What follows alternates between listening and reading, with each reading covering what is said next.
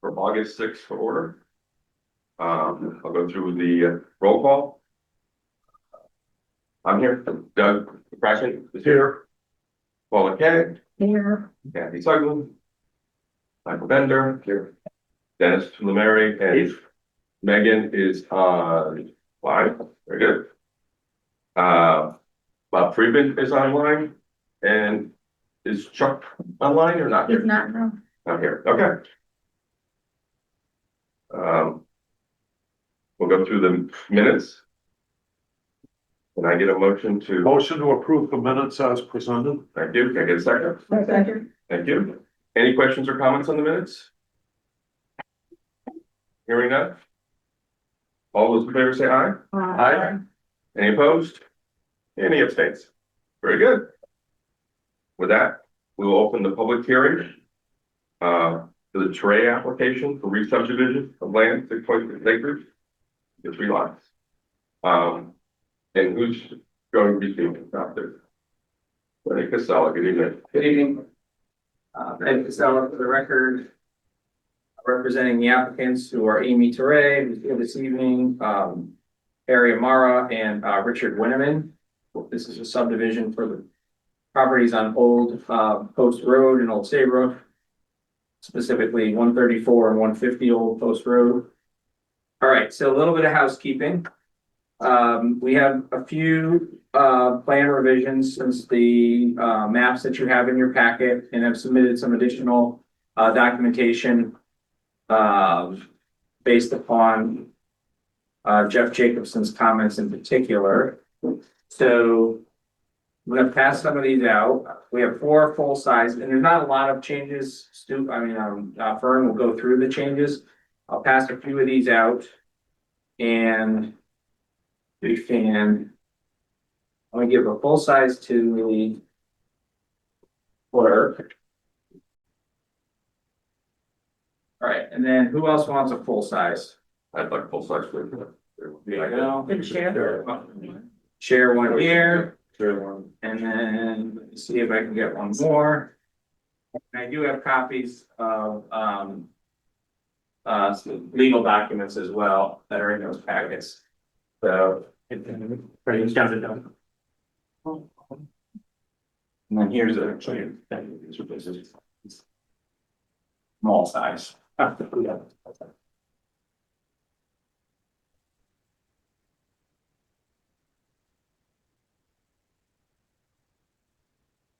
Here for your okay, so I can share my screen too and try to keep up with both because I know Megan's online, and Bob. Okay, so this. Just to be clear, Bob's here for Housing Task Force. He's now a member of the Planning Commission or a voting member. Thank you. Also with me tonight is Fern Tremblay from Angus McDonald's office, who is the consulting engineer.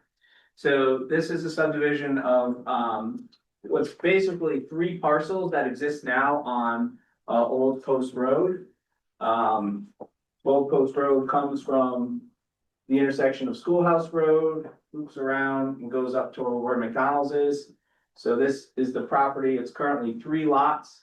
134 Old Post Road is a large property with an old 1600s salt box. And then 150 Old Post Road is a flag lot owned by Amy Teray. And 122 Old Post Road is a flag lot owned by Daniel Teray on the right hand side. So basically what we're seeking to do is, this is totals 10.4 acres.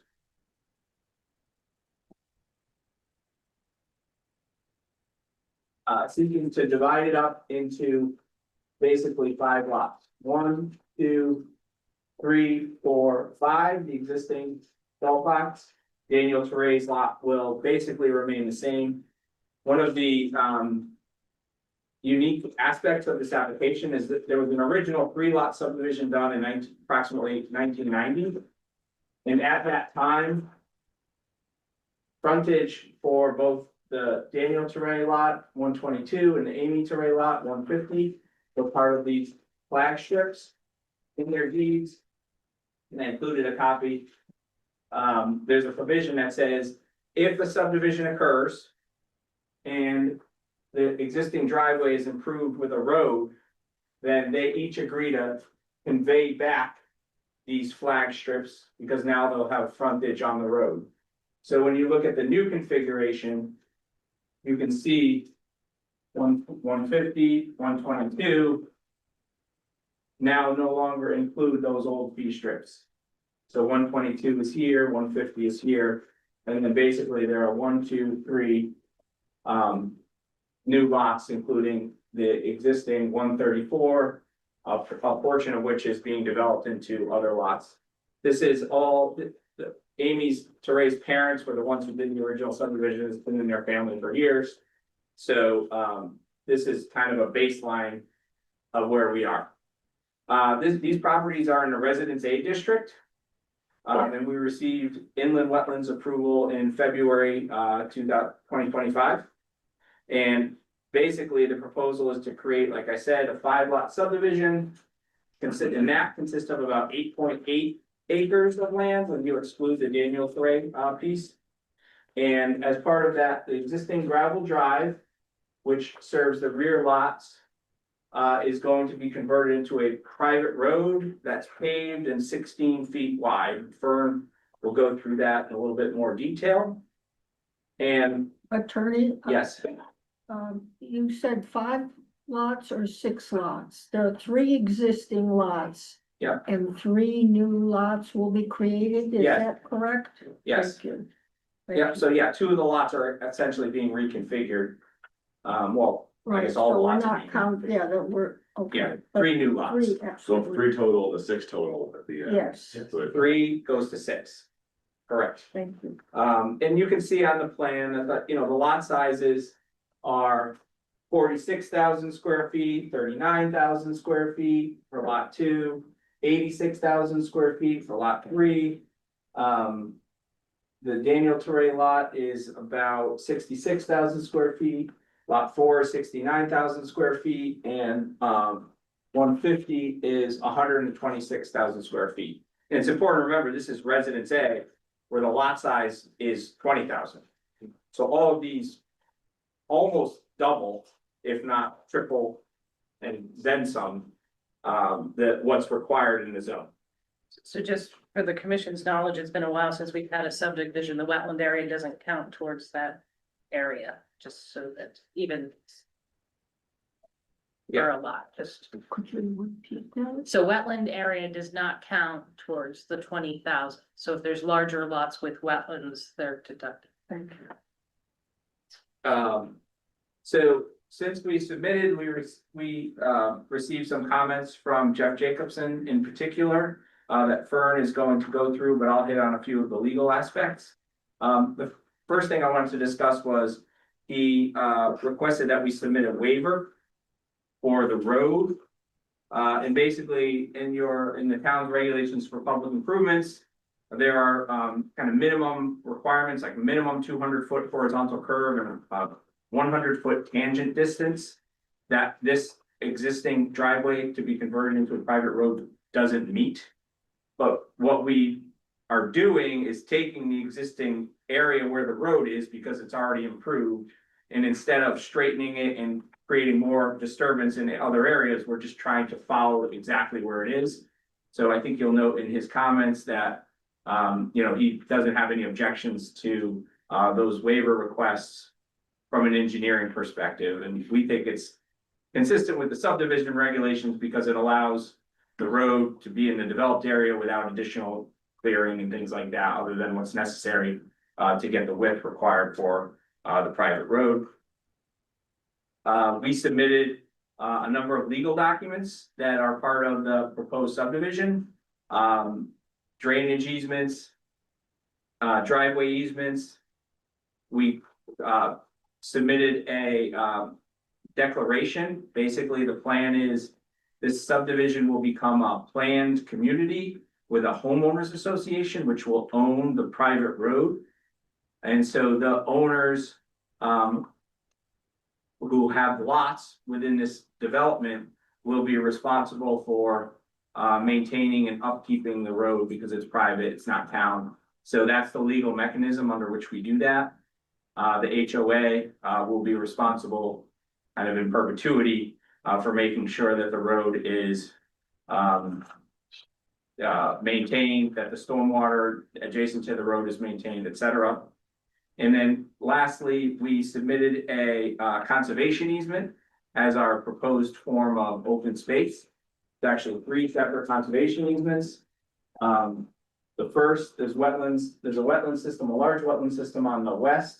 And then there's 2 small wetland systems that kind of bisect the road. So the proposed conservation easement goes around the wetlands and includes, especially on this, on lot 3, includes a fairly significant amount of. Realized I didn't switch the page here. Fairly significant amount of upland review area, almost an acre of upland review, 30,000 square feet.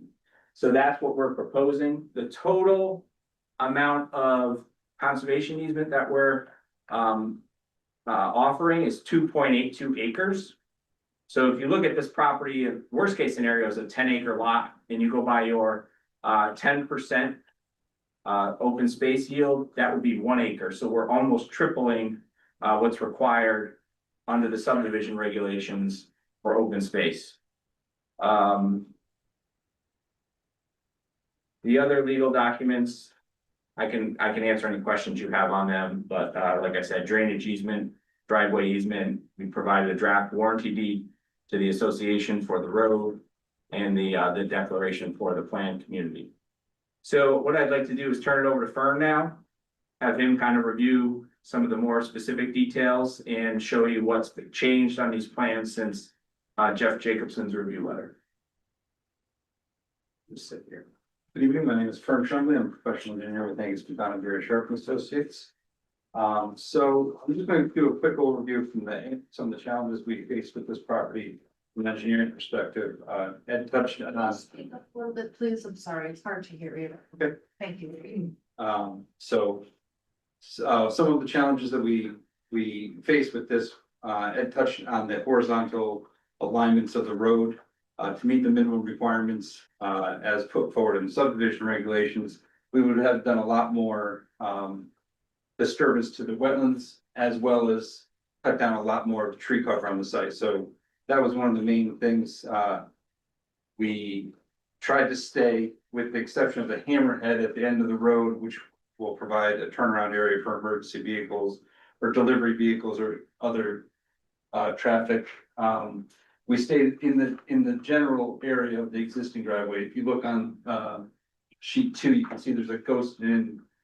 The driveway is ghosted in under the road.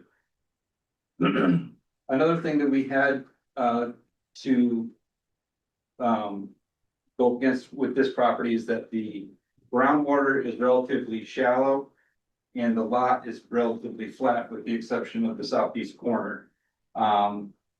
So getting stormwater into traditional stormwater control measures like catch basins or retention basins or ponds wouldn't have really worked on this property. So what we did was we crowned, instead of crowning the road as is standard in your regulations for improved public improvements, we have a cross slope on the road going from a high side on the east side of the road to the west side.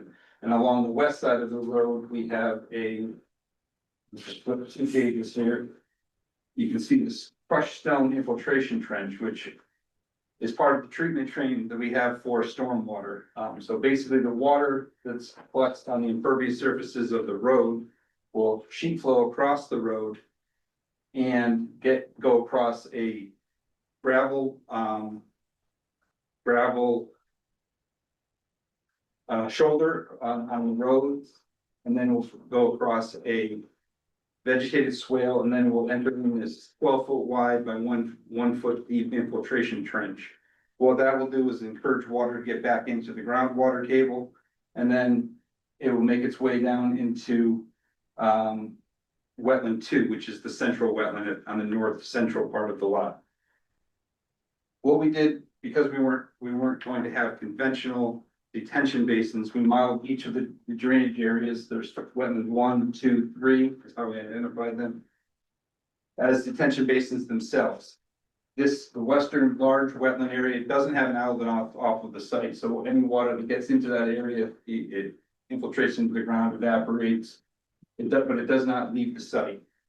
Similar to wetland 2, similar in that case, there's a wall across the northern property line that kind of holds the storm water or any water that gets into this wetland in cases of where there's excessive storm water, the ponds there, it can flood and pond along Old Post Road. So we, at the suggestion of the Public Works Director, we are including a culvert to connect the central wetland to the eastern wetland. So these two wetland areas can equalize, and we've run a lot of drainage models, and we worked with Jeff Jacobson, and we developed drainage models and came up with a drainage plan. In addition to that, we're also proposing in the easternmost wetland to modify the northern rock wall that's the northern boundary of the property and the wetland to create a outlet structure, if you will. It's just going to be a crushed stone berm, but it will be a level crushed stone berm that will allow water, once it ponds in that wetland, to overtop that wetland, go down the vegetated swale and get into an inlet, which is located under Old Post Road, and get into the town's drainage system. And Or you want to move closer, anybody who wants to see it from, I'm just saying, no, people in the audience are trying to see, it's hard to. yeah, That's hard because you present forward, so the audience behind you sees not. You can't, it's the same thing. well, I can't see what you're pointing to. So if you want to move over here, I know you're trying, you're welcome to come to the Saying over here. Would you like me to explain anything to you? Okay. I think that pretty much covers it. We demonstrate on each of the lots, we demonstrate a schematic 3-bedroom home, a septic system and a driveway. These are just schematic homes. If anything were to change in the footprint of the house, go up in bedrooms, or they remove more trees and adjust the limited clearing on from what we show, it'll have to go back before Wetlands Commission for site plan review. Jacobson, why don't you go through the Jacobson comments? Yeah, so Mr. Jacobson had issued 2 letters. The first was July 8th. I think it's included in your packet, but I went through a pretty thorough summary of the changes that were made for that. Most of them included maple areas, which we demonstrated on the plan, and crosshatch areas. Each of the lot satisfies the minimum area of buildable land that's put forth in the regulations. These crosshatched areas demonstrate areas that could be used for maple, and they satisfy the minimum 15,000 square feet. A lot of the other things that he had made comments about were reference to notes on the plan, adding things to demonstrate that we need to ensure that we delineate the open space, the boundaries of the open space, and monumentation for the lots. His most recent letter, which was in response to the revisions that we had done and submitted to him on the 1st of August. There were 3 main things that we hadn't finalized. The first one was there was some overlap in the drainage easement in the Maple area on lot 3. We adjusted that so that the entire Maple area is outside of the drainage easement. We added drainage, the dimensions and geometry to the hammerhead, sheet 2, along with the center line geometry of the road. And the third change was we had a mislabeled flood zone here on this sheet. We mislabeled it as a special flood hazard area where it's actually out of the flood zone, so. Those were the most recent changes, that were made to the plan set. If anyone has any questions relating to engineering side of it, I'd be happy to answer. With regard to the wall, I don't know when the wall was built, well, in the 17th century, 18th century, but anyway, you're taking down the wall and moving the stones elsewhere, and is there any attempt to recreate I that? mean, the wall in that general area that we're discussing, Yeah, to get under, I had hoped to go under it, but. yeah, I don't think I'm that not we sure. really could do that without concentrating the flow, with a pipe. But what we could do, I mean, the area in question here, the wall isn't in the best condition, so the wall segment that is gonna be removed could be utilized in the neighboring areas of the wall to reinforce the areas that have kind of come down. So there'll just be a hole in the wall. It won't be a hole, there will be a Yeah. crushed stone berm, but it'll be a level surface so that the water comes out equally, Yeah. it doesn't Yeah. come out as a channelized flow. I do have, if I may, another question. I couldn't understand why the driveway to lot one was going the way that it was going. I mean, originally I thought that it would go totally horizontal to that strip. But, then it goes through lot two. So there's an easement for the driveway over lot two for lot one. The access to the frontage to, I think, on the hammerhead for lot one is in this area. And the conservation easement that was put in place to protect the wetlands just keeps the driveway away from the wetland area. So having it over here, the driveway won't have to go right next to the wetland. Okay, so that's the only reason, because I mean, frankly, that would make a lot more sense than driving through somebody's yard, but okay. Yeah, All right, thank you. if you look at the lot one is this, yeah. Has this flag. So if you kept the driveway on lot one and brought it around, you'd be coming within feet of the wetlands. So, having an easement and having the driveway cut across lot two, even keeps it out of the 100-foot review. This is the 100-foot review line here. Yeah, well, So- I mean, I appreciate the explanation. I mean, if it were my property, I guess I would have even considered going around a bend or something rather than going through this other lot, which is, terrible for the value of lot two, I would think. Well, the other thing is that, in order to get the frontage for lot two, I mean, the 50 feet of frontage for lot two is right here. If we had the frontage for lot one across there, we wouldn't have enough to have the required frontage for lot two on the private road. Okay, all right, so there are a couple aspects. Thank you Very for. well. Yes, sir. Yeah, so we received a letter from George Cava, Yes. and the concern seems to be on lot 4 because of the elevated water table. The septic system will need to bring in a lot of fill and will elevate the lands.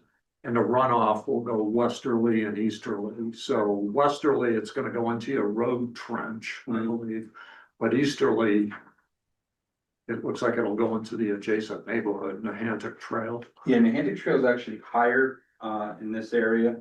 Down in this area, it's about the same elevation on the corner here. But as you come down the road here, the elevation of Nahantic Trail is a little bit higher. So the runoff actually comes from Mr. LaCava's property onto our property or the subject property. And before the water would flood onto his property, it would go north and get into this wetland here. There's a stone wall that runs along this entire boundary. An older stone wall is kind of built up with the foundation stones. Okay, so you're saying it's not an issue, the water will not flow to the east. Our analysis didn't show that it would flood to the east, it would flood north first and get into the drainage structure, into the town structure.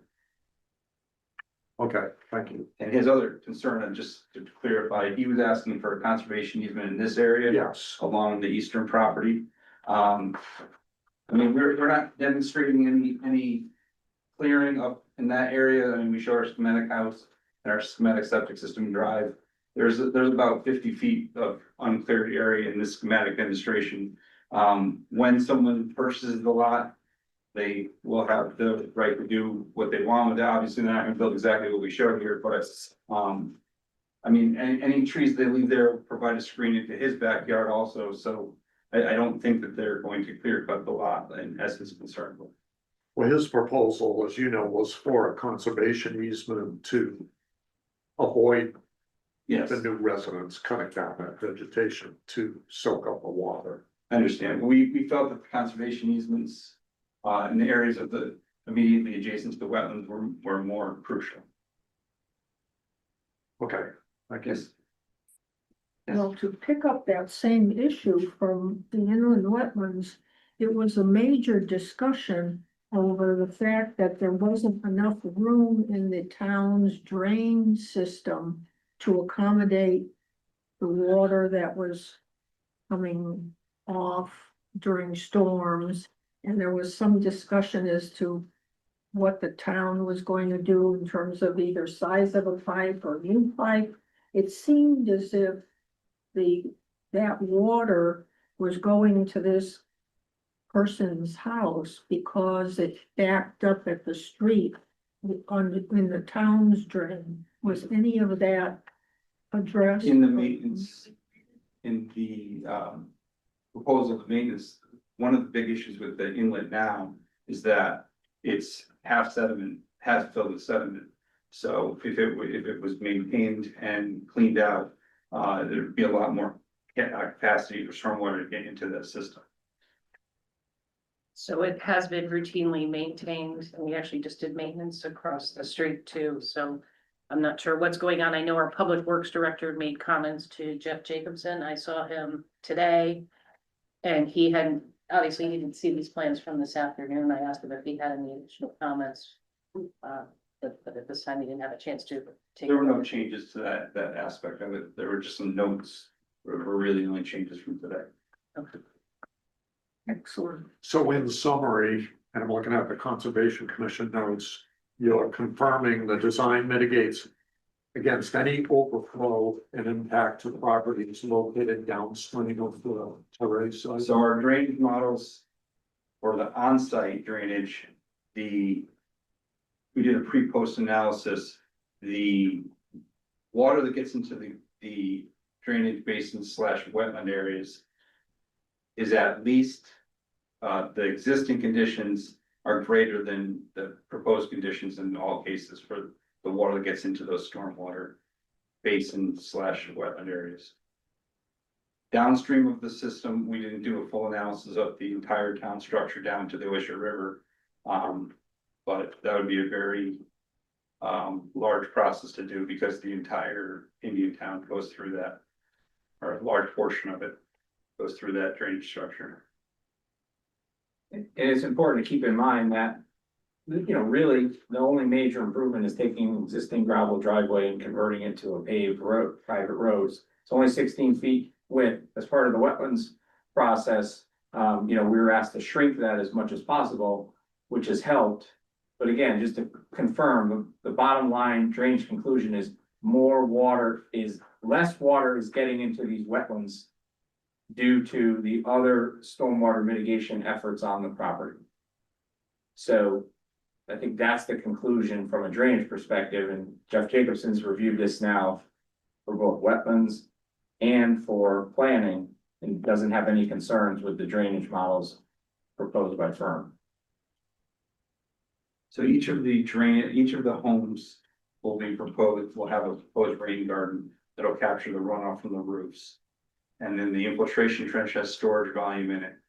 And by connecting these two wetlands at the top with a drainage pipe, it allows it to equalize, so the water surface elevations don't increase based on the runoff, based on the proposed development. Is the TV gallery here, Rod, big comment? Yes, just have to state your name and So I'm at 66 Meadowwood, so I'm on the first house when you drive into Meadowwood on the left. May I have your name, please? Name. Jeff Casper, Can you spell the last name? Casberg. So my concern is the big wetland, and the one on the left. I guess that's number 3, One, that's number 1. yes, the westernmost one. So for example, I know my house and then the other houses along Meadowwood that butt up against this drawing, we all have sump pumps. In spring and fall, my water table is, my sump pumps are always running. If the electricity goes out, I get a swimming pool in my basement. So that's my concern, is listening to this and then how this will impact runoff into that big area.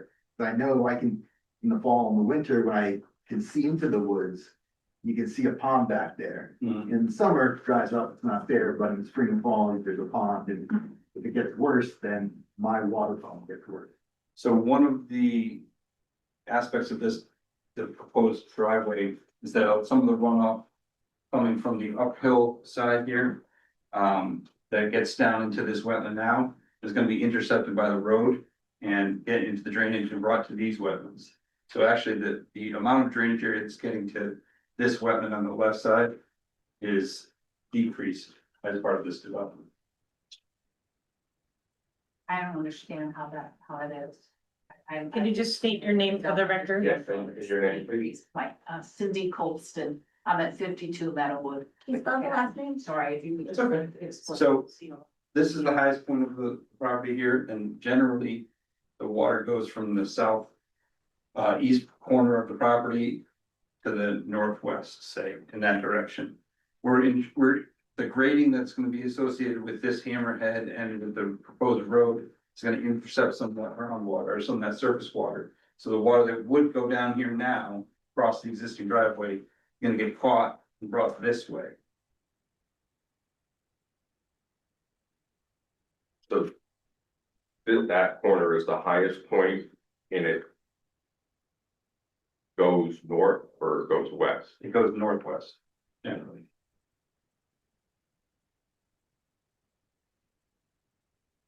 This is up at elevation 27 here, and then there's a kind of a ridge down the center that's about elevation 12.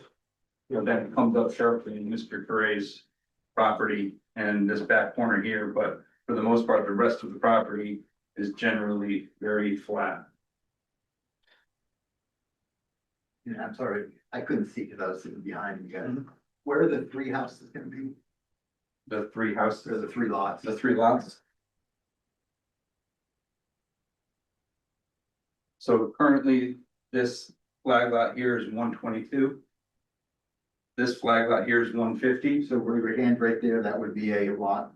that's currently a lot already. But this flag portion would be reverted back to the main parcel 134, which is the whole center of the property. And there's gonna be 3 lots created. There'll be the original home, which will be a lot up here. There'll be a central lot here. The existing lot here will be reconfigured. The southern lot here, lot 2. Existing 122 Old Post Road will be reconfigured, and then a lot here. So there was 3 new lots. There's currently 3 lots, and there's gonna be 6 when they're done, but 4 new homes. this is currently a vacant lot, yes. So there could be 4 new ones. So the lot that was already approved is gonna be reconfigured. And now instead of one house being there, Still be 1 house there. It's reconfigured because the access strip will no longer be necessary to go out to Old Post Road. It's not gonna be increased the number of homes on the lot or anything, it's just going to be reconfigured so that the frontage is moves from here to the end of the hammerhead here.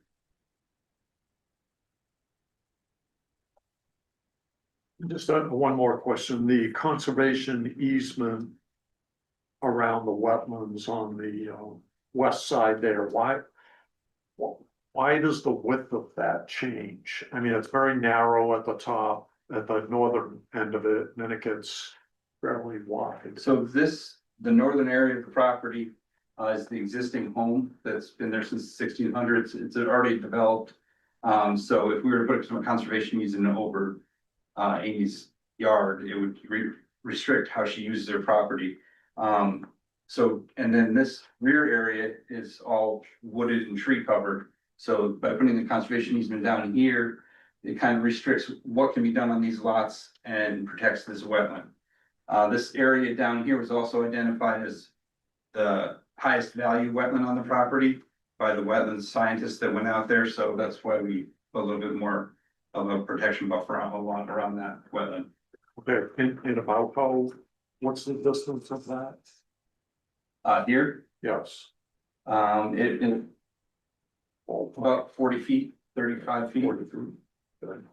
And that configuration of conservation easement was actually recommended by Rich Snarsky during the wetlands process. So Rich was our soil scientist, Eric Davidson was the town's soil scientist, and Rich is the one who actually drew this configuration as to having the most benefit for, like Fern said, the you know, I forget the verb, but most important part of the wetlands down toward the south. Can you tell me where the lowest elevation is on this map? Generally, in this area, I think there's a 10 up here. And this is a big 10 contour here. Those are the two low spots. That's where the pond is. Yeah. And I think it's important to note, if you can go through the changes that we did on the top right portion for Mr. Costello. Oh, yeah, yep. As part of the wetlands review, we met with Mr. Costello, who is here on this corner lot. We'll see, not a lot of you. And we proposed some grading here that would kind of create a berm through a low spot, which water could have gotten through into his property. So we have a 12 contour that kind of connects down here now to create a berm along that wall, the eastern wall, which would, if water does pond in here, it doesn't go this direction. It has it's at a higher elevation than the outlet of the wetland basin / wetland. So water will go north as opposed to going to his Costello's property. And what's the elevation at the northern part of the wetland where So the inlet structure is around 9.5. And I think that the top of the wetland structure is set at 1125. Yeah. 1125. Yeah, and then there's 12 to the east. The goal was to protect his property to make sure, again, if water overtops that wetland and goes up to 11.2, it's gonna go north into the catch basin. It's not gonna go east toward the property owners on the Niantic Trail. That's the reason why that was redesigned as part of the wetlands approval process. And the catch basin designed to handle that water.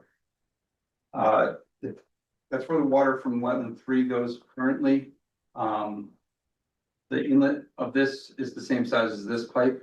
So theoretically, the water coming through here would go into that as fast as it would go through that pipe. We haven't done a full analysis of that drainage structure. Yeah, Jay has a comment. I'm sorry. I say, where's that town pipe?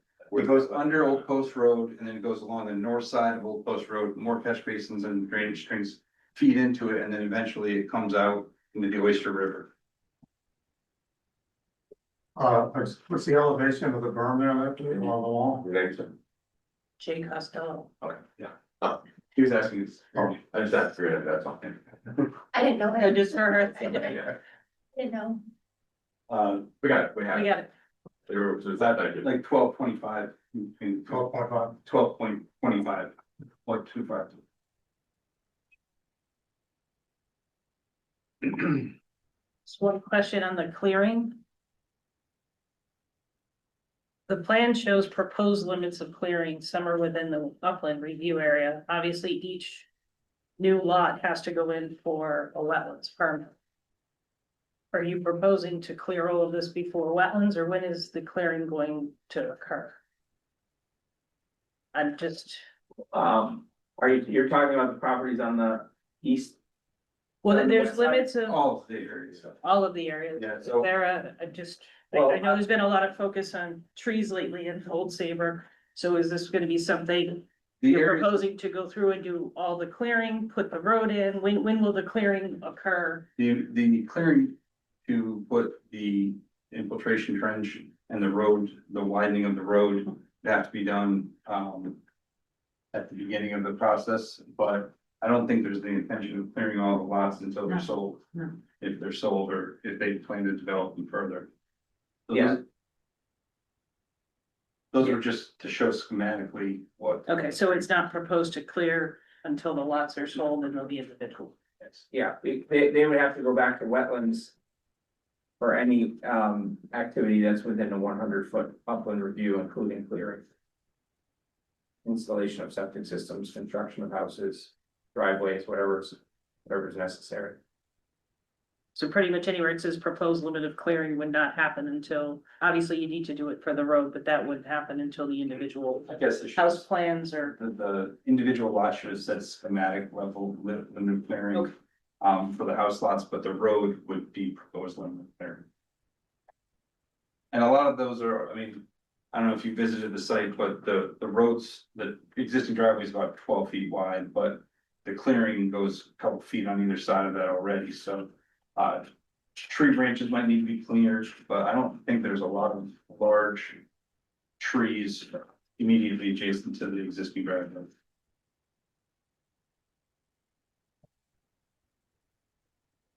So when we had all of our wetlands meetings and discussed all that, we talked a lot about this driveway, really didn't ever go road. And now tonight I'm hearing road, so. I'm not clear about. Other than they're making this into a development and a homeowners associated private road. A lot of discussion about the width of that driveway and drainage of that driveway and all of that, and now. When we went from it being a driveway to a road. The dimensions of this driveway have now changed and are larger than they were as it was a driveway, or we're just calling it a road now instead of a driveway. No, if you look here, this is the property survey of the existing conditions. This is the existing driveway that is present on the site. And then this is what we're proposing as the private road, and you can see it follows very closely the same line up until the end here where we have the turnaround. So the existing 12-foot gravel driveway is getting improved into a 16-foot wide paved private road. And what you're seeing there with the private road, with the stormwater on the west side, with the hammerhead, is exactly the same as what was presented and approved at the Wetlands Commission. Really, there's a couple of changes. One of them was to shrink the width of the road. What was it originally, 18? I originally had it as 20 feet because I was looking at an outdated regulation. So as part of the wetland review, it was shrunk to 16 feet width. As Fern mentioned, that center structure in between the two wetlands was put in as part of recommendation from the Public Works. So it's always been a road through the wetlands process until today, and what you're looking at is exactly what was reviewed and approved by Jeff Jacobson from an engineering perspective and the Wetlands Commission. So it's not that we didn't switch anything between those approvals as it relates to the driveway and the road. So I have a few kind of questions, follow up just to, so, first thing, I don't know if you're aware that the coastal management law has changed. So starting October 1st, any houses in a coastal management zone for new construction are going to require near flood zones, beaches, dunes, tidal, and inland wetlands coastal site plan review.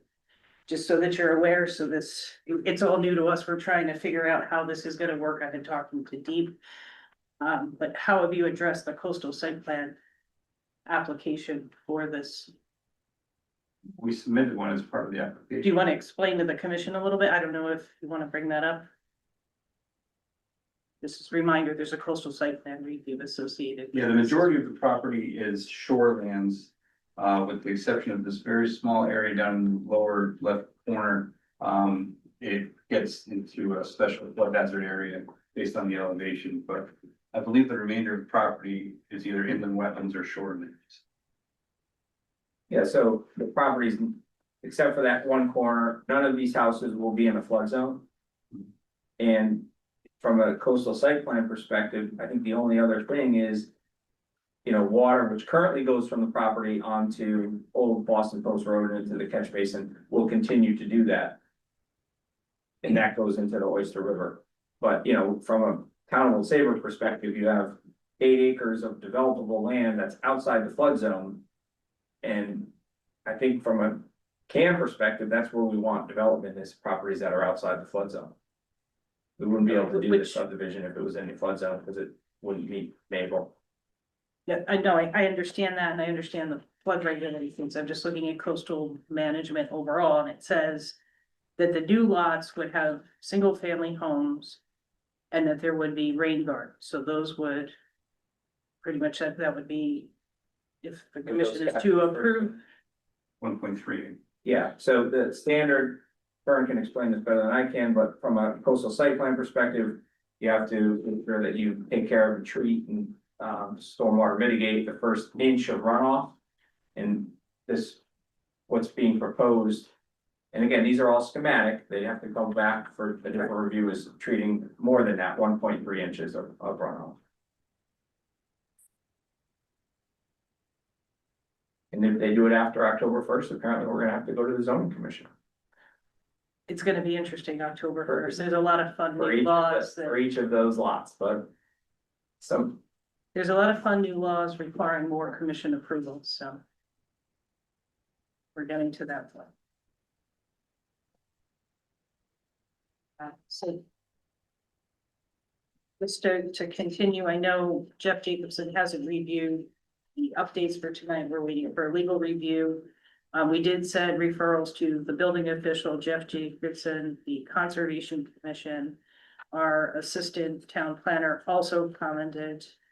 We are still waiting responses. We've not heard from the fire marshal, fire chief, Department of Public Works. And then just to kind of go back into Jeff's comments. There are certain things in Jeff's letter that are up for the commission to make determinations on. I know the waiver provision was submitted tonight. So one of the comments was the commission should determine if the subdivision warrants a gateway sign. I don't know if the applicant has thought about that. It's kind of like a development sign, is that what a gateway sign is? like it would say Teray Commons or Bushy something. acres. Bushy. Here. So would there be a development sign, and do you want one, and would the commission require? It's already, I mean, if you look at that, it may not speak for you, but it's already part of the Indian town area. I mean, or gateways to Indian town. It's not, this property is not part of Indian, but it's within that neighborhood. And there's already gateway signs at I'm just bringing it up just so that we can give that back to Jeff and he can say, so the commission's not requiring a gateway sign. Okay, I would agree with that. Yeah, I agree. It's optional. okay. Yeah. Proposing or. As previously noted, the commission should determine if the method for preserving open space that easements are acceptable is required in section 5.8.3 and 6.13.2.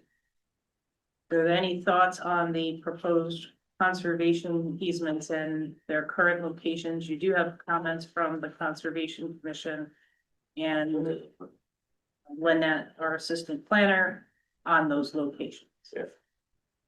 Yeah, so the comment from Lynette was to have 100-foot conservation easement. We had a discussion, you know, why the variable width, but I heard Attorney Casella disposition that to the soil scientist recommendation, which I think is appropriate.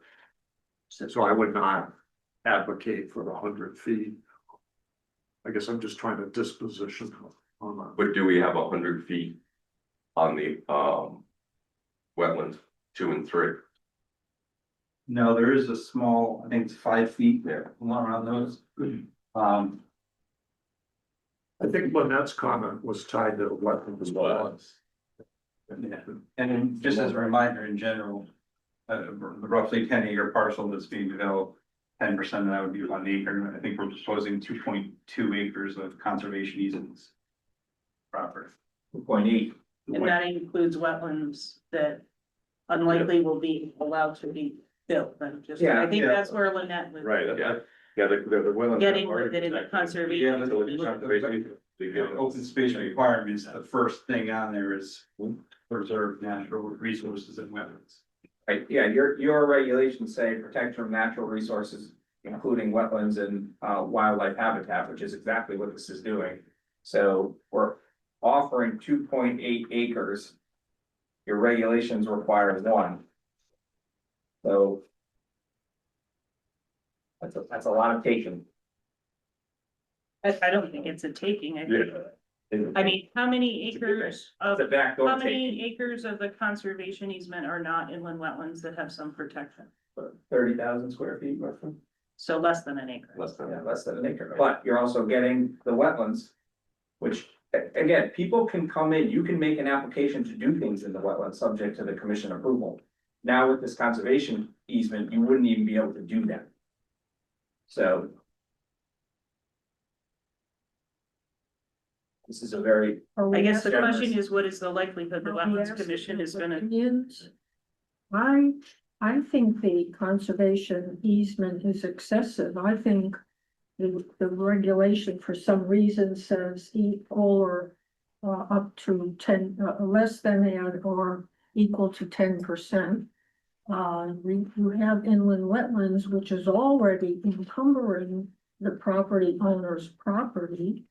And I don't think that a case has been made for why there needs to be the extra area.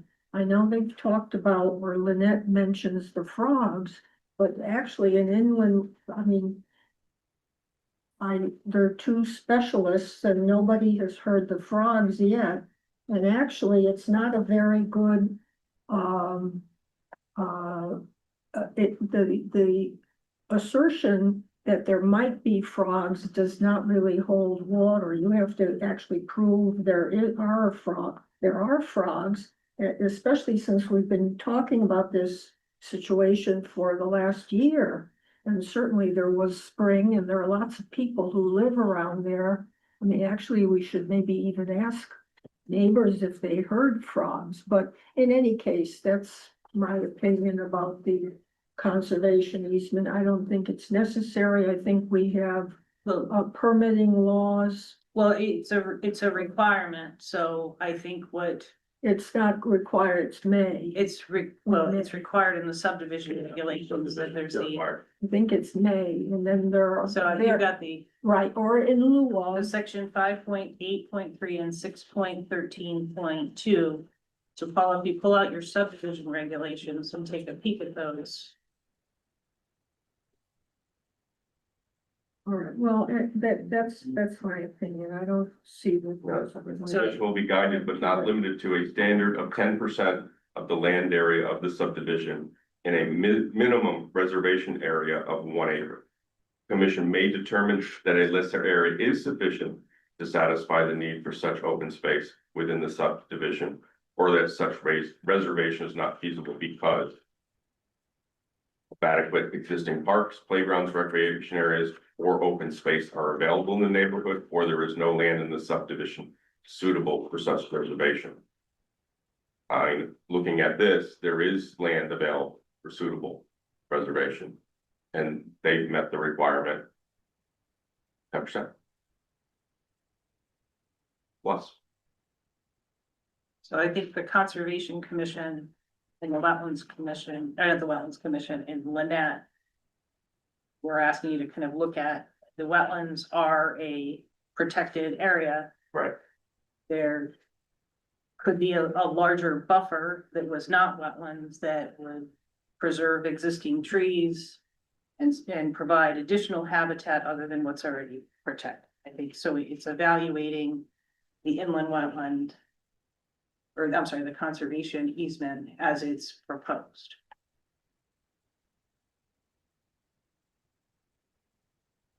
I Anyone? mean, given our, yeah, the goal of protecting open space, like, I agree with Lynette's comment of like maximize some of that protection here, and, you know, the wetland regulations could change at some point, so getting a permanent conservation easement protects the town, protects its open space in perpetuity. So, at a minimum, we should accept what's there, but I would concur with Lynette and extending it would be appropriate too.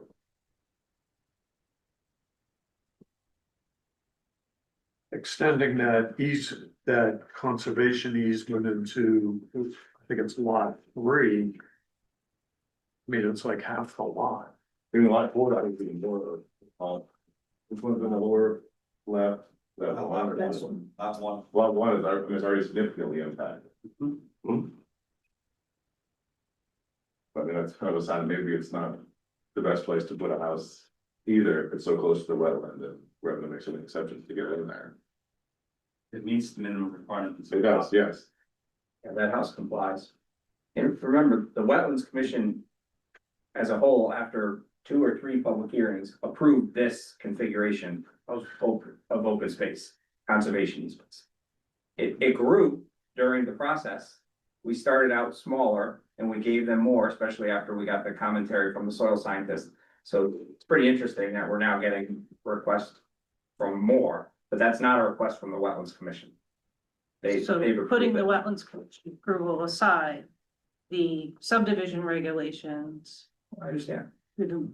This is where the conservation easement, obviously the wetlands commission put their comments in. Right. The conservation commission and your assistant planner put in comments about this, but it's a subdivision regulations. I understand what you're saying as far as protecting the wetland.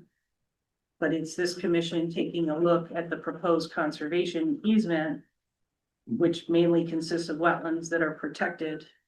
And if this is sufficient. And if there's opportunity for more protection. I would defer to the soil scientist who recommended these boundaries for the easement. So remembering that was the wetlands approved, I'm just saying this commission. Yeah. Oh, Just That didn't, yeah, that going was. through- I'm concurring with wetlands and the soil. And you're saying basically that meets our requirement. We can accept what's presented. Right. Or we can advocate for a wider buffer. So you've got the wetlands and you've got this buffer. Does the buffer need to be not 40 feet, more than that? Just because the conservation easement's only 5 feet doesn't eliminate the upland review area, which is still 100 feet from the But- Wetlands Commission. But that's still kind of a separate issue. Yeah. You can clear within the 100 feet. But The you conservation need permission easement, from the Wetlands It's clear Commission. within the wet. right, Yeah. but Is there gonna be a public comment period, or are we just That's not, pipe in whenever we want? Cause I have a few okay. things that I'd like to say, but on this particular issue, again, I live right here.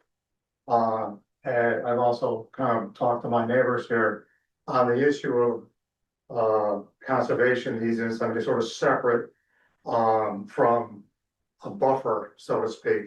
But kind of, if you're talking about preserving areas, despite the applicant's position that they provided plenty, really what they're providing is the wetlands. I think what really should be done is there should be a buffer zone all along this property line in order to protect these property owners. I don't have so much of an issue because there's a wetland behind me, and that presents other issues that we've talked about to some degree, but I would encourage you in this conversation, if you're looking at areas, to either restrict the areas that these houses can clear around the houses, and each lot have a defined area, or define a buffer zone all along this property line in order to visually protect these property owners. Is it visual, Jay, or is it drainage or? Well, drainage is a whole separate issue, which Which we've talked about. I've talked to the applicant, significantly, and they've been very cooperative. But I still have some concerns that I would like to express, but I don't wanna jump subjects here. I mean, you were talking about easements and conservation and so forth, so I wanted to bring that subject up now, regarding some kind of a protected zone, visual zone, in other words, a non-clearing zone. Along that property line. I mean, the wetland. I think it's important for the property owners that are bought it. That's what that And open space there's would all. plenty of space, the lots are big enough, they don't need to be clearing all the way back to the wall there. So, I think it's something that's pretty easy to accomplish without hurting anybody, really. This is all pretty much wooded today, except for where the houses are, so if we did significant clearing on these lots, it could significantly impact the quality of life there. We don't wanna clear to the properties, we want about. Well, I understand Just like that, and I understand you're saying that. Yeah. But that doesn't mean that a property owner can't come in later on and do what they want. Right, So Just I'd like to see, for the sake of the property owners along there, some kind of a defined protective measure. And it won't harm the houses, because there's plenty of space there. Do you have a buffer around your property? Do I have a buffer? No, my driveway runs almost right up against the wall. Yeah, but I have the wetlands behind me, so for me, it's not so much of an issue. Because nobody can really clear the wetlands. But for my neighbors, it's certainly a concern. Well, I think that would be true on the opposite side as well, you know, it is, if you're looking at one side of the property. Again, most of that. Goes both ways, The you know, wetlands there's anyway. houses, Meadowwood is Yeah. on the other side, the Right. same thing, and. Yeah, I mean, it would have been, those are essentially the old easements. That run up and down all the walls and. I mean, there still are building setbacks, so you're not gonna have a house right on the property line. There are other restrictions, and get building too close to the wetlands, but, I mean, I don't know that you would ask the other property owners putting an easement over their property, to protect our property owners. Is that common, Chris, easements for clearing? Yeah, we have several of them, For so, visual, Obed Heights, Obed Heights is across from the transfer station, that whole area in the front. Is conservation easement, there's easements through those areas. But it also, even though it may not be adjacent to the wetlands, it also provides habitat near the wetland for those animals, and so. and we know we have like one of the lowest tree covers in towns on the shoreline, so like that protections to maintain as much of the tree cover as possible. Would be a good thing. Any other comments on the open space? Conservation? So the one thing is, I don't know if Megan's online, and at some point when you can open the public. Oh, yeah. For general comment, we have several people online Yeah. who may want to speak. But I'm gonna give Mr. Costello the opportunity to bring up his additional point. Okay, great, thank you. Again, for record, Jay Costello, 116 Old Post Road. Let me explain a few things, and I'm not opposed to the proposal in general. I mean, I think it's a pretty good proposal, it's not overly developed, it certainly could have tried to put a lot more lots in there. So as a general, I'm pretty much in favor of it, I'm not opposed to it. And also I'd like to say that the applicant has met with me more than once to kind of talk about some of my issues. But I still have a couple of issues that I want to talk about. One thing that isn't quite been portrayed quite correctly, as the engineer said, right now, water kind of drains this direction, okay? With the proposal, what water that used to go, some of the water that used to go that way is now going this way, okay? And it goes into this wetland. And what's happening right now is water from this wetlands fills up completely. Didn't happen this year, it filled up, but it didn't come over, but last year, I got water that comes through the wall essentially into my yard and into my driveway. So, what now happens is water that goes this direction or to this wetland exits out through the wall and runs down the road and into this catch basin, the town drainage system. And this wetland here, when it fills up to a certain point, drains over and does the same thing. So what I've asked them to do, and they've done, is run this berm along here in order to try to keep the water from going into my property. And also to kind of formalize this drainage exit out here so that make sure that it goes out this direction before it wants to go this direction. And they've agreed to do that, and they've done that, and I appreciate that. One thing what I asked for, they did not do is they have a pipe that connects these two wetlands. So, what water that used to go out this direction now is going into this wetlands next to my property and out this way. I would prefer not to have this pipe there. I would prefer the water exit the way it does now. And they run, or put a formal swale, down the side of the road, and there's plenty of room for it between the wall and the road. And run the water down the road rather than into this wetlands, because it's already a problem. And to me, it just seems like, and you just ask, it's just adding more water here that doesn't need to, when it could just continue to do what it does now and go down that one. I know that they talked to Jacobson and they've gotten Jacobson to agree not to do that and to leave this pipe in there, but I still have a concern because this wetland does fill up. And it causes a problem for me. So that's one thing that I would ask, is that pipe be eliminated and that this drainage continue to do what it does now. Just go out this way and down the road. So that's one thing that I want. The other thing was that 25-foot easement or some kind of an easement or some kind of a clearing limit buffer, whatever you want to call it, along this property line. Those are really the two things that are probably most important for me. Other than that, I don't have a serious concern with the proposal. Okay, thank you. Does anyone online have questions or comments? Megan, any? Put you on the spot. No, still listening. Very good. So if there's any members of the public who want to speak, can you raise your hand and we will address you? Anyone else in the room? I would just more, Yes. when I was like looking through that, we had the waiver on the driveway here, and there's another section in like the public improvements around like sidewalks when you do improvements near a school district. And it's like within a 1.5 mile distance of a school. This is obviously within that distance of the high school. So I know there's not sidewalks on Old Boston Post Road now or in other neighborhoods. Was that something that was considered, evaluated, discussed? Like why wasn't it on here? Why, we didn't get asked about it or anything. So there's lots of kids who live in those areas and walk around here, and this would be a start. We make a lot of businesses start sidewalks in areas as we start to expand it nowhere.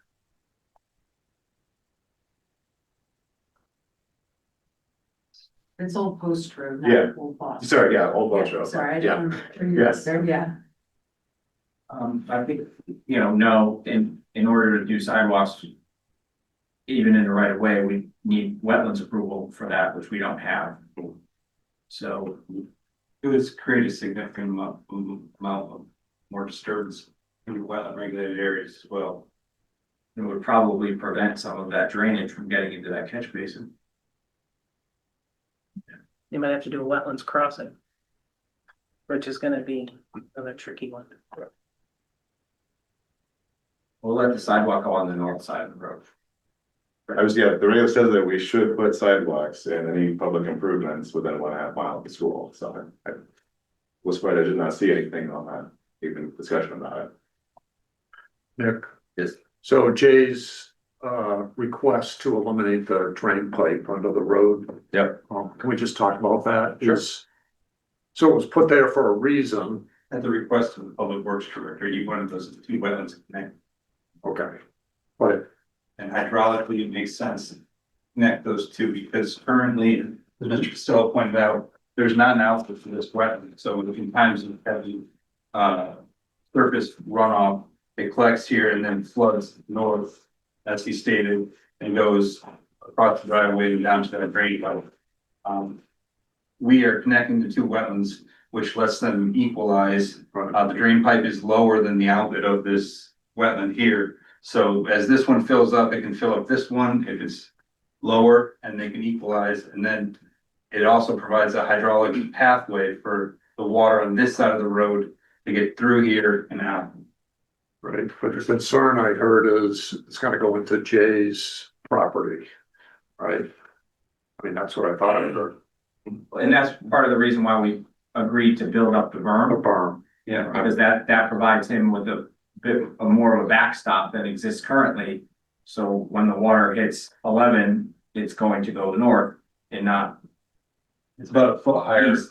The berm is about a foot higher than the outlet of this here, so there'd have to be a significant back ponding issue for it to get over that berm. For the wetland on the west, Yes, there is no pipe taking it out to the street. there currently is not, and there's not proposed. There's none proposed. And that wetland doesn't extend outside the property, I know it's not shown. It does. It does extend over here, I believe, a little bit. If you notice, there's wetland flags on this side, but not on this side. But so this property is generally a low point of the neighborhood. The Hancock Trail comes down, the back sides of the properties of Meadowwood come down. It comes here, so this is one of the lowest points in this general area of the neighborhood. And the water that does get there now stays there and infiltrates back or evaporates out, trees suck it up. But as I stated earlier, by improving this road the way we had it proposed, some of the runoff is gonna get cut going to this wetland and get redirected to these wetlands. Yeah, I guess I'm having a hard time understanding how that's gonna not just overflow the one on the east side. Because we're directing so much more water up there than that's not going up there. We're also increasing, so instead of the conventional canal, we have the infiltration trench. Right, I understand, you've got this gravel along the side of the road. 12 feet And wide. that's gonna take water down, Yeah, but it also has void space in it where water can sit and accumulate. It's a storage method. who's gonna maintain that? It's part of the maintenance agreement of the Collective Owners Association. And we have a whole outline on the detail sheet that says what the proposed maintenance should be on an annual basis in the spring and in the fall. I mean, it's a crushed stone trench, so primarily it's cleaning the leaves out, keep it mowed. But I've lived in homeowners associations and they always don't always follow the maintenance that's been laid out. It's, oh, we'll do that later. From our point of view, we can't really do much more. I know there was, something that got submitted today, there was some concern from Yes, someone about, is the homeowner association and, their budget and plan sufficient right. to maintain this? So are you suggesting that the water surface will never get higher than 12.25? Our models have it not getting higher than 12.25. The drainage models that we produce as part of the budget. And what's the height of the road going in? Or the culvert? The culvert going in is like 9.5. That's the low, no, the roadway down. The elevation of the road going into the property. Yeah.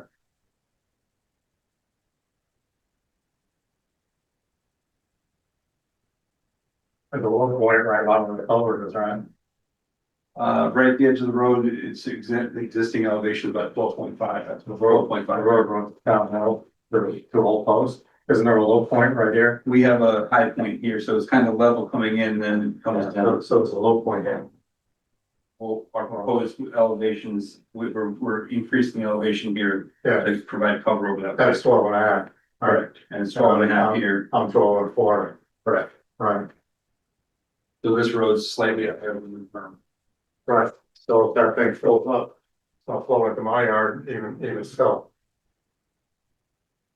Go north. If what fills up. That thing fills up if it doesn't, if There's a low point if that doesn't handle the flow. And that fills up. It's gonna flow over into my yard before it goes. Well, it would actually back water over here because this is at a lower elevation. This is elevation 11 right here, so the water would increase and come over into this area before it goes up into your property.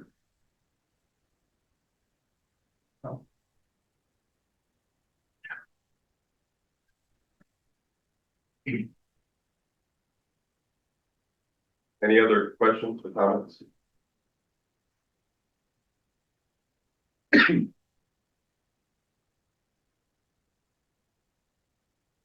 I'd like to propose a continuance in public hearing, next meeting, the 13th. Get a motion for a second. Before you do that, is there any other questions that you need from us? I know we're waiting on final, approval and sign off from Matt Willis and final, review of the changes from Jeff Jacobson. We would agree to those as conditions of approval.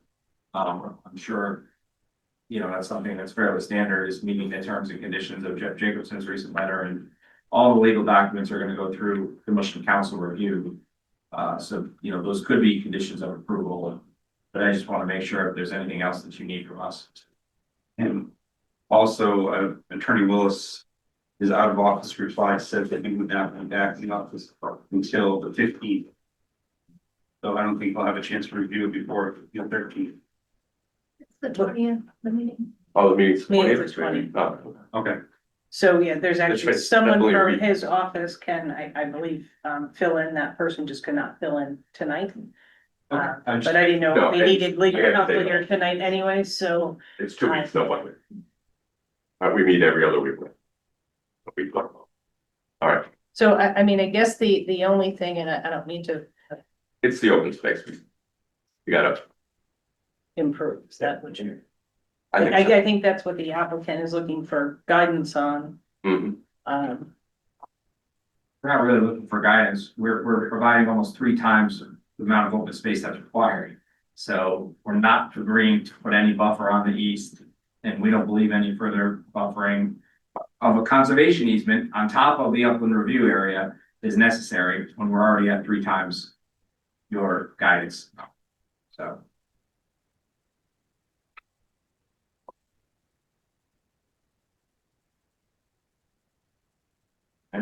Mr. Chairman, what is the purpose of continuing the public hearing? Because we haven't heard from council, Oh, well, no, we also need to hear from our engineer. right? For So the plan revisions came in, we haven't heard. okay, I heard that. Fire chief. Fire chief and DPW. DPW, they have any additional comments on those Okay, revisions? thank you. So the continuing state would be, The 20th, I'm sorry, the 20th, 20th. yeah, August 20th. Okay, so can I get a second? For a second. All those in favor? Aye. Any opposed? Any abstains? Thank you.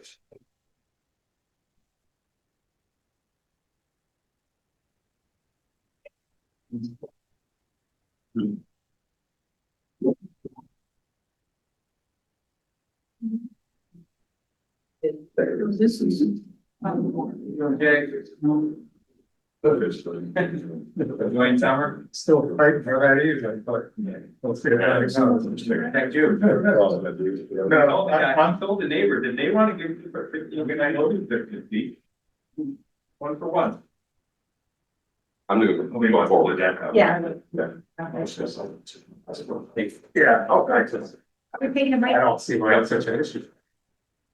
No, we're gonna go right to the next agenda item. For the housing task force is the regional transit oriented development plan. More restrictions. Looking I for, appreciate, when you guys are talking about it, I do appreciate that. I think we've all had an opportunity to look over the plan. And I know that regional Rivercog is looking for us to endorse the plan, which simply means we're gonna take this as consideration for planning on a regional basis. It does not mean we are going to act on every aspect of that plan. That's what you had said.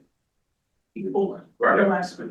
Yeah, I would say many of the stuff in there is already in our current plan That's correct. as well. It's part of our plan of conservation development as it is now, and we might further augment the next iteration of such a plan with more details from the regional plan.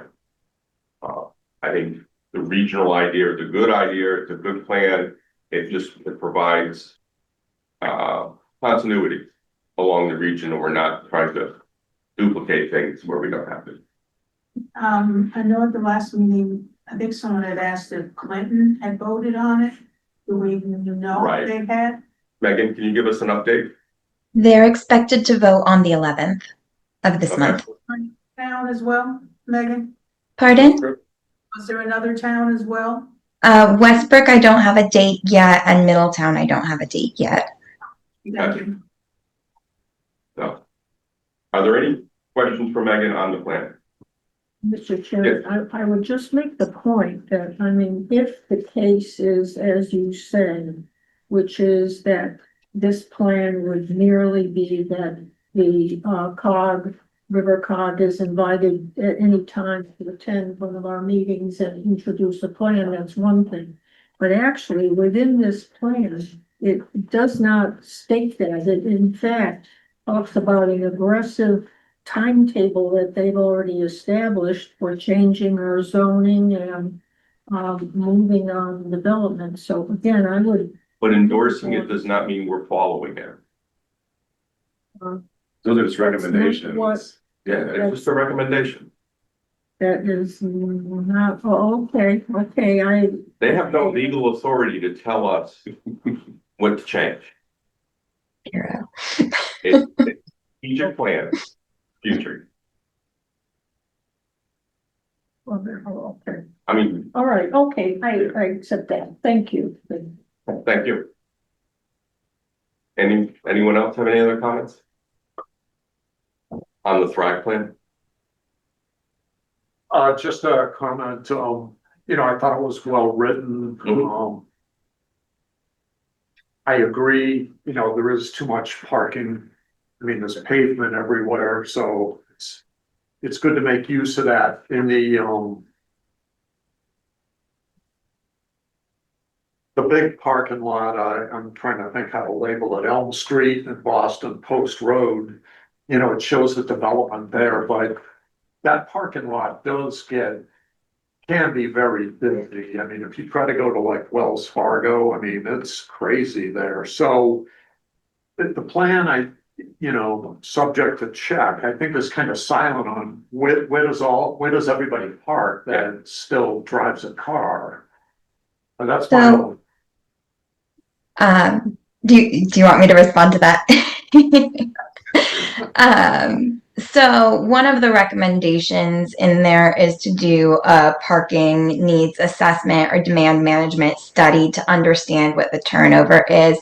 And, there are sites that were selected as good example sites of what to look for and what could be changed, because one of the things that we found across the shoreline and in Middletown is there are very few vacant developable parcels left. So if you're looking to put in more development, you're really looking at infill, and a lot of the good infill opportunity near the train station are going to be large parking lots that could be reconfigured to add different buildings, or the strip malls that could likewise be reconfigured to add different buildings. And so the plan does acknowledge that there would need to be more study and assessment to understand how to make that work, what the layout would be, what the parking requirements would be. The other thing is it is near the train station. So the goal would be more people would take transit. It also talks about walking and biking and making easier pedestrian and bicycle connections to areas surrounding. So hopefully reducing the demand for parking, but that would all be part of the further parking study and assessment. Okay, thank you. That's a good answer. Yeah, that was really good, sort of this conceptual idea of like what could be done in that sort of space. And I can imagine if you reconfigured some pedestrian paths or walkways, there's lots of parking in that commuter lot, the train station, then you could park there and walk in. But like Megan said, if you Something if there's less parking, then people are less incentivized to drive if you're in close proximity, so. Lots of times when I drive less than a mile in town, it's like easy, I know I can find parking. I could walk, but you kind of get framed to drive around when it's easy to find places to park your car. So, somewhat counterintuitive, but I don't think we're there yet. Plus, the other thing to remember is that's all private property, so Yeah, it's right. up to the landowner to really It's an, embrace whatever idea they want to tackle. it's an idea, Yeah. possibility, Exactly. yeah, somebody might More- want to. About making things possible than mandating that things happen. Correct. Yeah, and I did want to add, I'm just looking at my notes here, there were comments. People who participated in the workshop, I believe, you know, you have the written comments in the report. There's concerns expressed, you know, about more congestion, becoming a generic city. You know, I think it's good just to kind of absorb those comments, going forward here. We don't want to be generic city, you know, we want that small town feel. But, I just wanted to bring those forward because a lot of times people make comments and they don't get discussed, so. Right. Let's see, giant parking lots are not small town feel. Right. Okay. With that, I would ask for a motion to vote on endorsing the plan as presented. Make a motion. Thank you. Can I get a second? I'll second. Yep. All those in favor? Aye. I, All those opposed? Any abstains?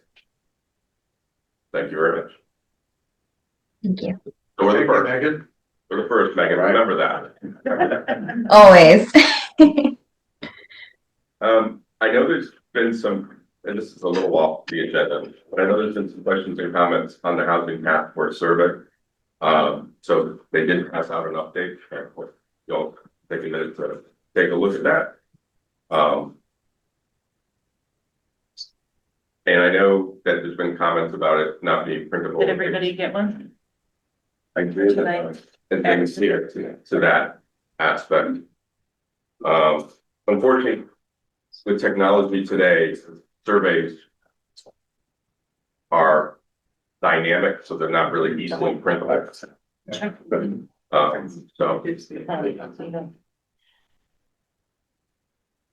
So pretty much this is an outline of, there were some questions as to, we did get a little bit of a rough start getting the survey onto the main page, but it is there. It's on the housing task force page. This is who it was sent to and where we are. So as of, compared to when we did our affordable housing survey, we had 334 of those. As of August 4th, we had 142 and it's up till October 1st. So I think What was the time frame for the affordable housing? How long is that open for? I'll have to, I think it was like a month and a half. Okay. So I think we're off to a good start as far as getting, the word out. And then I had Sarah Macrowicki put together, you know, kind of a summary of what we're hearing right now. Not that, I mean, I'm sure we're gonna hear more, but this was just to, tell you where it's been. We're getting good responses. We've told folks to share it. I know, you did get in your packets, we're getting, just some comments in general about housing. I've been sharing them with the planning commission and the zoning commission. So those, I'll just continue to put those in your packets. If you choose to discuss, you can discuss. So I think that's it on the survey. The only thing that I would suggest is for those of you that are on social media, share the link. That will get more people interested in looking at it. I've seen it in a few different places. Yeah. Right, fast. Do we send it to the schools to send out and all the? So it went to, all the town employees, which includes it would go to the schools. So we just asked everyone to spread the word. Chris, a lot of people sign up on the town website for notification of meetings and minutes, you know, you can subscribe to what you want. can you just blast this out to everybody who's subscribed to something? I can check with, Cause I don't think it, I got the email that came, I think, Sarah, not from. that was just, yeah, so Yeah. I don't, I guess I'd have to talk to our IT. Cause there's like some like general just mail blast versus the like commission specific. Yeah, like Carl put Yeah, out right. his briefing, but that seems like that's That'd be a people good who's place. interested. But that's, Yeah. yeah, you subscribe. Right, but that probably gets a pretty good catchment though. Oh, I think so. People who are So I'll- interested and active in town. I'll check with Larry Payton if that's a Yeah. possibility. Yeah. Just not something we do internal. Any other questions or comments on the survey? I think it's going well so far. I know I'm a clerk, but I Yeah. only received it from working here, but I have people in this, I have kids in school. And if it went out to them, it didn't go any further than that. So I don't know what the extent of things receiving back. We'll just send a reminder to the schools to send it Yeah. out. But the other way to hear about it, except for working here. So I guess we send it out, it's up to the folks we sent it to Yeah. distribute, so. Yeah, when it first went out, I forwarded it, so people were like, is this like from you, is this from the town, like, they were kind of confused, so like, it was good getting it posted up there, things like, go to the link at the town site. Right. It is a real. There was thing. just It's a not little bit of a me delay. asking Questions. Right. I didn't create my own survey. Right. Does anyone have any zoning regulation questions? Or answers, and then Chris can create the question. Play a little I Jeopardy. don't, you know what, I don't know, that must have, that was an old agenda item, got pulled off with the regional housing task force. So we Talk can, about subdivisions. we can talk about zoning or subdivision jeopardy, but if that's something you wanna talk about, so. That was Any committee or staff reports? yeah, sure, so you got into our survey went out. We're working away, Bus and O'Neill on the, resiliency grant. We just got our quality assurance, documents into NIFWIF. Once those are processed, then we can get boots in the field and we're off and running. Just things unfortunately with projects and grants and deadlines take a little bit longer than we all want. I did send you an email and I applied for a grant from the Department of Housing. I don't know if you all saw that, so, we were awarded the grant for 87,000, I think it was the rough number, to analyze, Main Street B1. I actually met with DOH, Ben Lovejoy from there and Megan this week. And they're gonna entertain extending that a little bit. I think initially when they asked for the letter of interest, I didn't really think about, I kind of call it the Stage Road Circle, which connects to, or triangle, which connects up to the train station. So I'm looking for an estimate and we may, depending on what happens and how much that is, there may be some additional available funding to extend it. So the grant, the folks who did the Thrive Plan, the consultant WSP, they did some of this, and Megan, feel free to jump in, where they pinpointed different sites for developments. In this circumstance, they would be looking at suitable sites and parking. So internally, we're pulling all the soils data. We're gonna start and parking that we have in our files, scanning that, getting that to them in Jacobson. They work well together, and then we're hoping that we can get the contract and everything from the state together so that maybe by September 15th is our goal to have everything up, executed, off and running. As I said, it's everything with a grant. Megan and I were talking about it yesterday. You know, it just seems like you run, and then all of a sudden something stalls. So we're working on just kind of fine tuning the scope. If we can get that analysis together for housing and looking at what we have for regulations. You know, soils obviously is a big thing, but I think some of the information we gather too, maybe it could be helpful to economic development and so forth, even though it's the focus of right now is housing. So that's off and running for that study. We're still kind of tentatively scheduled for working as the housing task force on our housing plan. to begin those updates in the second meeting in September to do a little bit of a kickoff. That's my hope. And so that, so it's another one of those plan updates. 5 years goes by in the blink of an eye and you need time to get it going and juggle other business. Megan updated you on Thrive. With the region, where the region's still working on the MS4 plan. I did have an interview with the consultants, and they were actually talking about areas with where they've had fatalities or high traffic rates and thoughts and ideas. One of those was kind of the area over by La Maria and where Bochum Road, where you kind of come out over by the transfer station, as far as accidents. So, I did fill them in on some of the things that are going on. Several parcels that were Poinkowski parcels on Middlesex Turnpike have sold. I believe they've closed. Different folks have bought them, but where the Kenny's Pizza is, Scott's Market, the 125 acres with Jessica's house that went to auction. And they had a winning bidder. I don't know if that's closed. So I thought it was kind of important to tell them about what was going on there, as well as Mariner's Way, because I suspect, depending on what comes in for development, we're gonna have a lot more traffic in that area. Sure. So that was a good meeting. We're just lots of stuff going on, planning, plans. Anything with Whole Foods? So as of this point, I do routinely check with the health department. The health department has not received an application for Whole Foods or the Max's Place extension. Max's Place, one of their consultants, Colliers, asked to get onto the ARB agenda.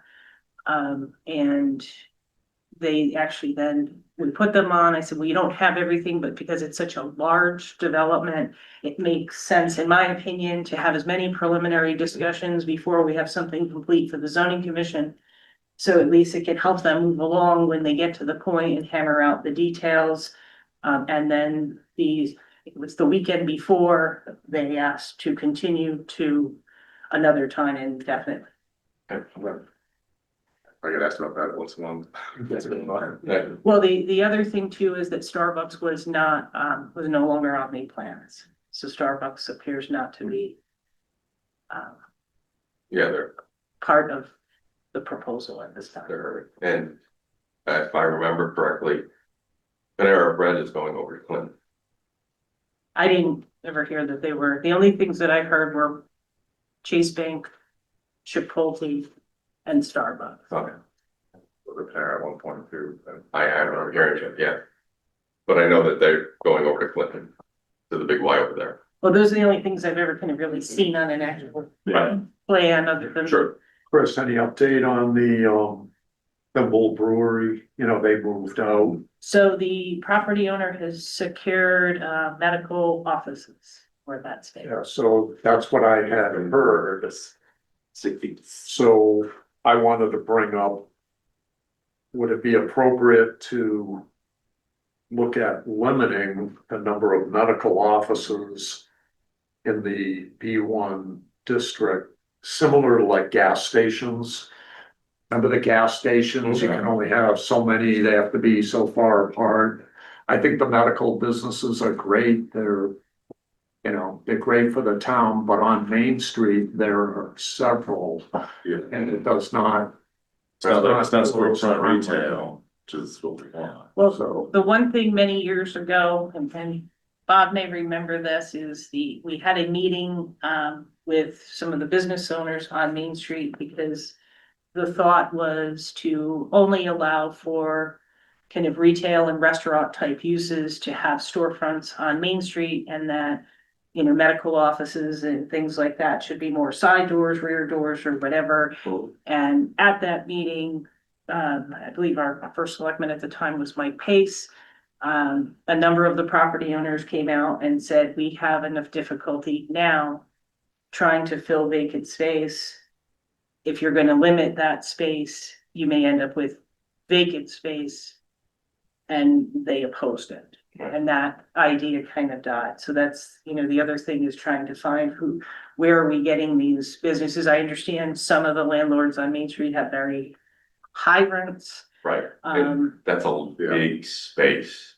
Mhm. And really, when you think about it, a medical office is probably the only place that can afford that space. If he had subdivided it, then you could have had more retailer. It's just tough though. I mean, Yeah. are more medical offices going to move in? I mean, there's real estate, there's medical. No problem with real There's estate. very, yeah, I mean, there's. Real estate is retail. Real estate is retail. It's just pricing. Yeah, I'm not criticizing it. I'm No, I know, just I know, saying, I know we wanna exactly. make it pedestrian, Because not friendly, but interesting. Essex has the same issue. There's a lot of those storefronts, they've sort of switched again. They've sort of morphed back to more retail, but for a long time it was insurance and real estate. And I believe that's kind of why we started the discussion here in Old Saybrook, because I forget, one of the other towns, one of their storefronts. They had curtains and it was someone's living room, so you walk down Main Street and they allowed for apartments, so like our apartment regulations, they have to be above or behind, you don't want someone. Having their living room on Main Right. Street, waving to everybody who's going by, you really want that. Walking retail feel where somebody's gonna impulse buy and, but the idea Yeah, didn't go over well and it was abandoned. And I suspect, especially now with how difficult it is for retail, smaller retail to survive, I think we'd probably get the same experience if we did it I again. would tend to agree, unfortunately. I agree. Well, Yeah, we I- can revisit it at any time, but I mean, I think it's a good, because medical buildings are usually much more regional tractors, so they're not pedestrian friendly, they're not local, you get people in, but they're usually coming through, they're seeing. Yeah, there's Yale, there's this one, there's Middlesex, there's one by Costa Vida, there's the new one they're building over by Max's Place. Maybe you'll go to your Yeah. doctor's appointment and then go to sit for a glass of wine and have lunch across the street. You could too, I mean, Yeah, you can. it could work Depending out. on why you're going to the doctor. Depending on why you're going to the doctor. The study group as to how to attract more retailers or interesting businesses to downtown. Well, economic development has done a lot of promotion and works. I'm sure they've explored it. I think a mix is good, but it has to be balanced, right? Because the medical office is going to have workers there and going to have patients there, and the patients and the workers will go to the restaurants and do their shopping and walk on the street. So you need the people just like you need residents, and they're walking at different times of the day, providing that foot traffic, which is helpful. You just don't want too many of one thing. So finding that right balance, I think, is important. good point. Yeah, good point. Yeah, From what I hear, Peekaboo is doing a bang of business. I've heard that too. Sounds good. I'm supposed to poke my head in and get a cup of coffee, but I haven't done it yet. Supposed to have very good coffee. What are you gonna say? I was just gonna add to kind of what Megan made me think, because really what we're kind of missing on Main Street is kind of that, in addition to the Cape, like that entertainment kind of aspect of arriving in town and doing a couple Mhm. things in addition to, because like really when that was the brewery, I was hoping they were gonna have like more like maybe some music or trivia nights or some of those kind of destination entertainment type events versus just a meal. They did have trivia nights. I was invited there Oh, you're- and I went in there. They had a little trivia night set up. They did do some of that. I don't, maybe it wasn't publicized. enough. yeah, I had only looked once, so I should have looked harder. I think it was just too costly for them. Yeah. And they were having issues. Well, they closed their other location. They closed everywhere. Once. Oh, They're It gone. was, I think it was bigger than just that Regional, one okay, location. yeah. It was. Yeah, but that's at least from my perspective, it's one of the things I'm looking for on Main Street is something that's more like a kind of like a weekly go-to. Yeah, I mean, Well, that's, most stuff on Main Street's closed at 8 o'clock at night, so it's. medical office is not gonna, they're not, may not be open on They're not weekends. gonna do- They're not gonna be there on weekend, they're on weekend foot traffic, I've heard, Okay. places economic development, like. Some of the shops, you don't have enough people walking, and I know. I've got a huge space that's closed every Saturday and Sunday, that's not bringing people to Main Street on the But weekend. if you have people living on Main Street, then they have somewhere Right. to park though Absolutely. and walk. There Maybe you go. they'll stay open later. There you go. All right, always some way to spin Yeah, on it. Right, yes, no, not everything is one way or the other, but. Anything else? Motion to adjourn. Okay, a second. Second. Thank you. All those in favor? Aye. Any opposed? Any abstained? Megan's opposed, she wants to stay up for Yeah. that. All right, thank you very much, everyone. Thank you. Thank you.